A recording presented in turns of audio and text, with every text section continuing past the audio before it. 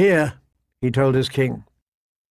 Robert nodded silently, knelt, and bowed his head. There were 3 tombs, side by side. Lord Rickard Stark, Ned's father, had a long, stern face. The stonemason had known him well. He sat with quiet dignity, stone fingers holding tight to the sword across his lap. But in life, all swords had failed him.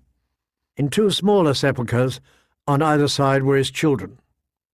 Brandon had been 20 when he died, strangled, by order of the mad King Ares Targaryen, only a few short days before he was to wed Catelyn Tully of Riverrun. His father had been forced to watch him die. He was a true heir, the eldest, born to rule. Lyanna had only been 16, a child woman of surpassing loveliness. Ned had loved her with all his heart. Robert had loved her even more. She was to have been his bride. "She was more beautiful than that," the king said after a silence, his eyes lingering on Lyanna's face, as if he could will her back to life. Finally he rose, made awkward by his weight. "Ah, damn it, Ned. Did you have to bury her in a place like this?" His voice was hoarse with remembered grief. "She deserved more than darkness." "She was a Stark of Winterfell," Ned said quietly. "This is her place." "She should be on a hill somewhere under a fruit tree, with the sun and clouds above her and the rain to wash her clean." "I was with her when she died," Ned reminded the king. "She wanted to come home, to rest beside Brandon and father." He could hear her still at times. "Promise me," she had cried, in a room that smelled of blood and roses.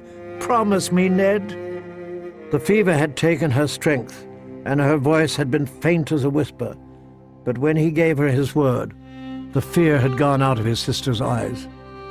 Ned remembered the way she had smiled then, how tightly her fingers had clutched his as she gave up her hold on life. The rose petals spilled from her palm, dead and black. After that he remembered nothing. They had found him, still holding her body, silent with grief. The little Crannog man, Harlan Reed, had taken her hand from his. Ned could recall none of it. "I bring her flowers when I can," he said. Lyanna was fond of flowers. The king touched her cheek, his fingers brushing across the rough stone as gently as if it were living flesh. "I vowed to kill Rhaegar for what he did to her." "You did," Ned reminded him. "Only once," Robert said bitterly. You want to know the horrible truth? I can't even remember what she looked like. I only know she was the one thing I ever wanted. Someone took her away from me. And 7 kingdoms couldn't fill the hole she left behind.